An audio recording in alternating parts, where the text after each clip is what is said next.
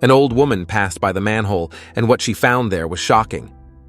An old lady's life takes the most unexpected turn in the weirdest situation. She finds a baby girl weeping in a manhole one day. Before the video starts, please subscribe to join our community.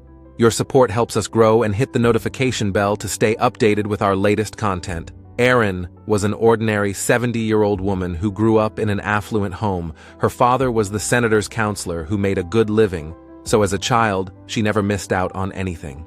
Years later, when Erin was 25, she met the love of her life, Paul. They married in a grandiose ceremony and had a happy marriage for 43 years until cancer swept Paul away. Unfortunately, Erin and Paul never had children because of Erin's health complications. They tried all sorts of treatments that they came across, but when it started taking a toll on Erin's health, they decided they were enough for each other. Without Paul, Erin felt very lonely, and she often spent long hours at parks surrounded by nature. One day, she was leaving the park and heading home when she heard a faint weeping sound. She looked around, but there was not a single soul in sight, except for a man reading a book on a bench. "This can't be in my mind," she told herself, looking about for the source of the noise. Suddenly, her attention was pulled to a nearby manhole. "Oh my God, it can't be!" she exclaimed, as she approached the manhole and placed her ear over the lid to see if the sound was coming from there. To her horror, she realized her instincts were right. There was a baby inside the manhole, and Erin knew she had no time to lose. She ran over to the man on the bench for help. "Kindly help me," she cried. "There's a baby trapped there." "What? Where?" he asked, baffled by the sudden distraction. "Inside the manhole," she yelled, and rushed back to the manhole. The man followed closely behind.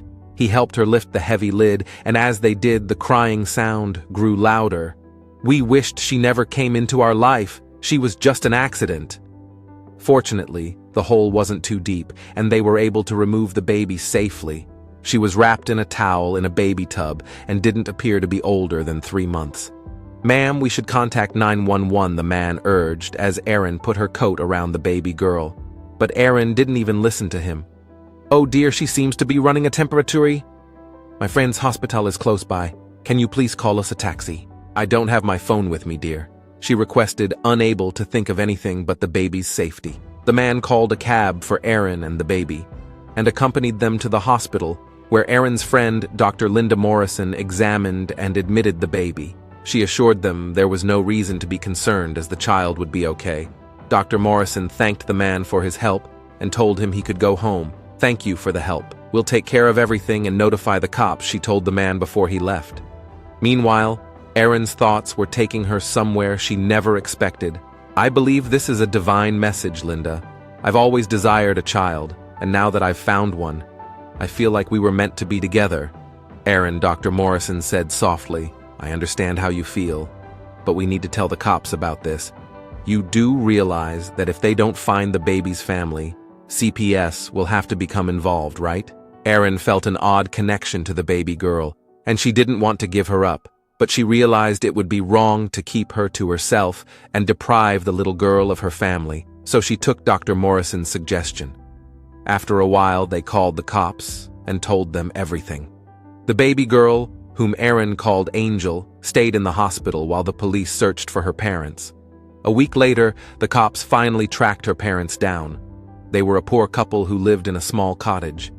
They both had a drinking problem and wasted all their money on it, to the point that they lost their home, eventually becoming homeless. One day before Erin found Angel, they were both inebriated and left her in the manhole. They claimed they didn't want to care for her and that she was a burden. "We don't want to spend a single dime on her. We wished she never came into our life. She was just an accident," yelled Angel's father at the police station. It turns out Angel's real name was Sarah.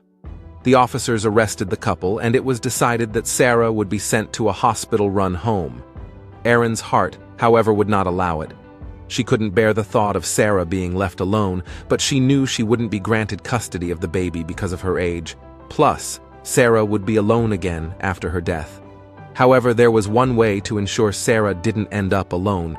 Dr. Morrison's daughter was infertile, and she and her husband were willing to consider adoption. When they found out about Sarah, they were delighted to take her in. The adoption process took a while, but eventually, Sarah was legally theirs, and they renamed her Angel after the adoption. Erin visited their home often to help them with Angel. Her adoptive parents, Katie and Henry, were both working parents.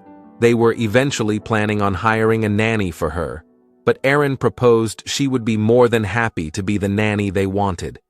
Katie laughed and said, "We would instead love to have you as Angel's second grandmother, Erin. You are a part of our family, as she only came to us through you. You were the angel who saved our Angel. Thank you for giving her a new life and a lovely name. So what do you think? Are you willing to take up the job?" "Oh dear," Erin whispered teary-eyed. "I would never say no to that. Thank you. Thank you so much." What can we learn from this story? If you genuinely desire something, you will ultimately have it. Erin adored Angel from the moment she met her and wanted to be with her. Her prayers were answered when Katie offered her to be Angel's grandmother. Family doesn't always mean blood. Angel's birth parents did not want her to be a part of their lives, but Erin, Katie, and Henry adored her.